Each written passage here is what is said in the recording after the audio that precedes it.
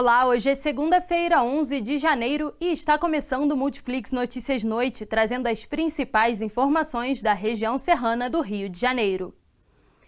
As inscrições para o Exame Nacional para Certificação de Competências de Jovens e Adultos, o ENSEJA, começaram nesta segunda-feira e vão até o próximo dia 22 de janeiro.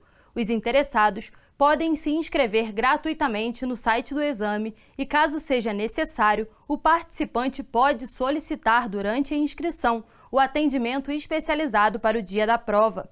O exame é constituído por 4 provas objetivas, por níveis de ensino, cada uma contendo 30 questões de múltipla escolha e uma proposta de redação. O ENSEJA é destinado a jovens e adultos que não concluíram seus estudos na idade adequada para cada etapa de ensino, desde que tenham no mínimo 15 anos completos para o ensino fundamental e 18 anos completos para o ensino médio na data da realização do exame. O eleitor que não compareceu às urnas no primeiro turno das eleições municipais de 2020 tem até esta quinta-feira, dia 14, para justificar a ausência. Caso não justifique, deverá pagar uma multa. De acordo com o Tribunal Superior Eleitoral, a justificativa deve ser feita preferencialmente pelo aplicativo e-Título, disponível para celulares Android ou iOS, pelo site www.justifica.tse.jus.br ou então presencialmente no cartório eleitoral. É necessário preencher um requerimento de justificativa eleitoral com o motivo da ausência e, assim, o TSE pode aceitar ou rejeitar o pedido. Se for negado, o eleitor precisará pagar a mesma multa de quem perdeu o prazo de justificativa e o valor pode variar de acordo com o estipulado por cada zona eleitoral. O eleitor pode solicitar a isenção se puder comprovar que não tem recursos para arcar com a penalidade. Quem não regularizar a situação pode ficar sujeito a uma série de restrições. O governo do estado do Rio de Janeiro vai investir cerca de 220 milhões na recuperação ambiental de Nova Friburgo. O anúncio foi feito pelo governador em exercício Cláudio Castro, que está visitando a região serrana do Rio para marcar os 10 anos da tragédia climática causada pelas chuvas. No município friburguense, ele anunciou outros investimentos e homenageou as vítimas da catástrofe. O governo do estado iniciou as ações de limpeza do rio Córrego Dantas, em Nova Friburgo, por meio do programa Limpa Rio do INEA, neste domingo, durante o primeiro dia de visita do governador em exercício, Cláudio Castro, à região serrana. Estão previstas a substituição de algumas travessias ao longo do rio Bengalas e Córrego Dantas. Cláudio Castro também acompanhou a cerimônia de homenagem às vítimas e aos profissionais que participaram do resgate e auxiliaram a população durante a tragédia de 2011. O evento foi realizado no quartel do Corpo de Bombeiros na cidade. Na ocasião, foram entregues as medalhas Ordem do Mérito de Defesa Civil para 25 personalidades. Após os compromissos voltados à tragédia em Nova Friburgo, o governo do estado inaugurou a primeira Casa do Trabalhador na região serrana.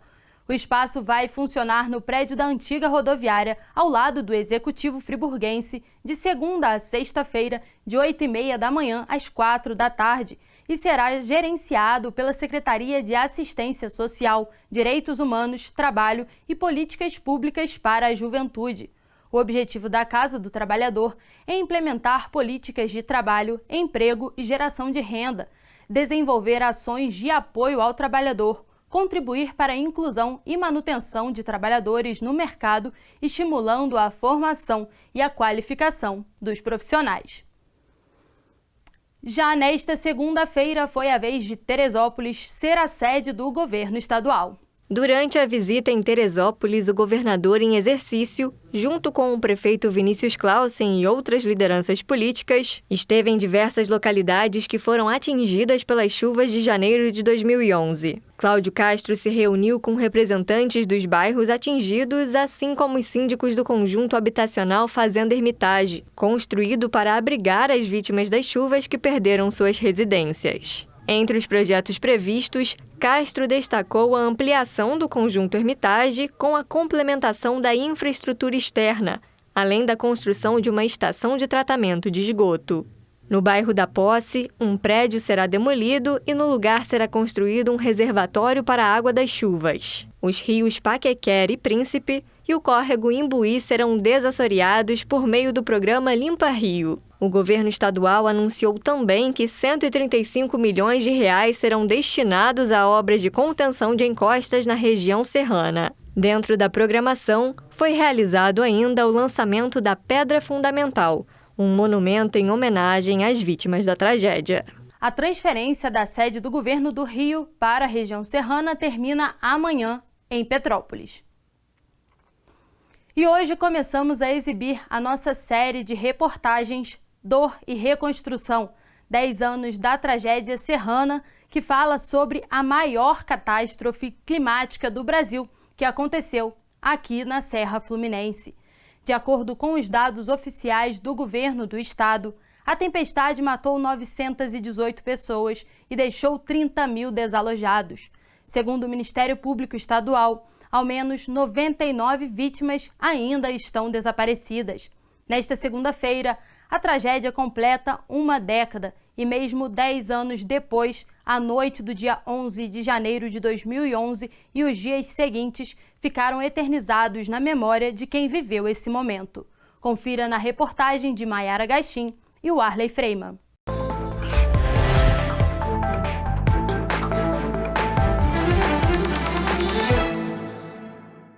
Nunca vi tanta água assim nessa rua, cara. Deve ter estourado alguma coisa aí pra cima. Olha como é que tá aumentando a força.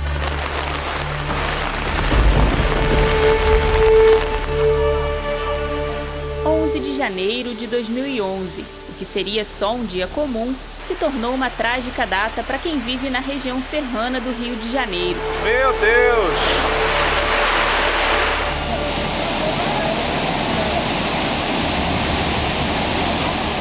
Hoje, após 10 anos, a maior tragédia climática do mundo, que matou centenas de pessoas, permanece viva na memória de moradores, familiares e das novas gerações. Nossa! A cidade mais afetada foi Nova Friburgo. Tudo começou na tarde daquele dia. Após uma forte chuva, típica dessa época nas cidades serranas, um prédio desabou na rua São Roque, no bairro Olaria. Eu fui escalada para seguir com a equipe, para poder verificar o que tinha acontecido, junto com a Defesa Civil. E acompanhamos todo aquele processo de Defesa Civil, de tirar as pessoas ali da área, né, próxima. Então já foi muita loucura.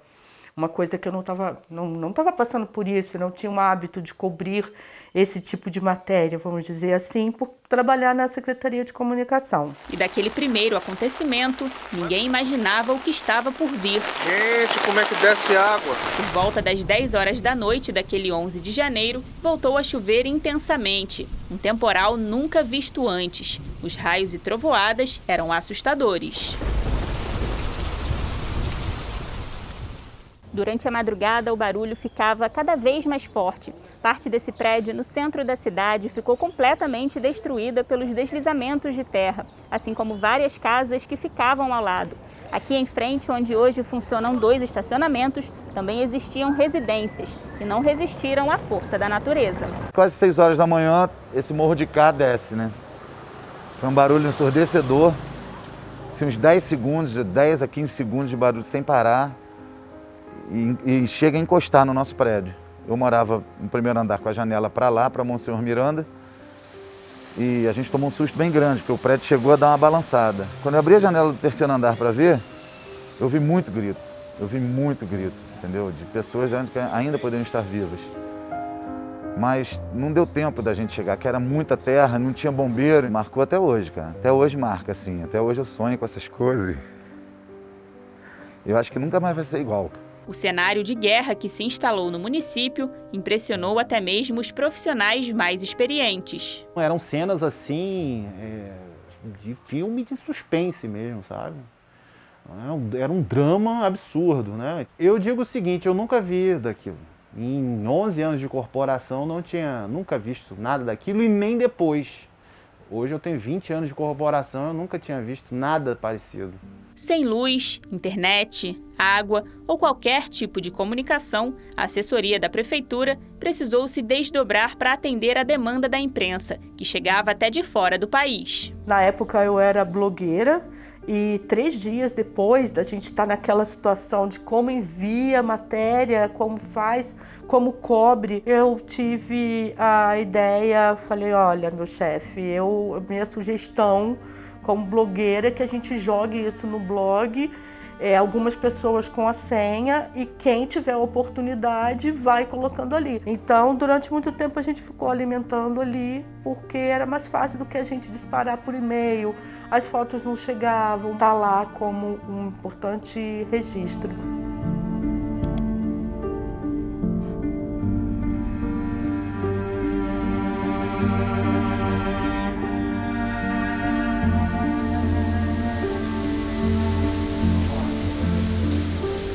A causa da tragédia divide opiniões. Curiosos alimentam a possibilidade de tremores de terra. Técnicos defendem fenômenos meteorológicos. O geógrafo e professor Uderson Ribeiro explica o que realmente aconteceu. Naquela virada de ano de 2011, nós tivemos uma forte confluência de massas de ar sobre aqui a nossa região. Infelizmente, naquela data, a gente teve mais de 300 milímetros de chuva num único dia, né? E isso fez com que a nossa geomorfologia, a nossa estrutura geológica aqui da cidade não suportasse um volume de chuva tão alto e, infelizmente, os deslizamentos vieram a acontecer.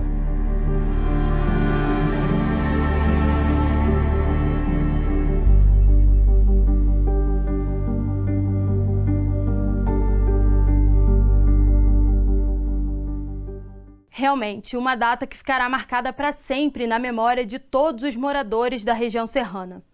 E amanhã vamos exibir o 2º episódio da série que fala sobre os profissionais e voluntários que foram muito importantes nesse período. O Multiplix Notícias Noite fica por aqui. Você confere essas e outras informações atualizadas sobre a região serrana do Rio a qualquer hora no portal multiplix.com. Uma boa noite e até o nosso próximo encontro.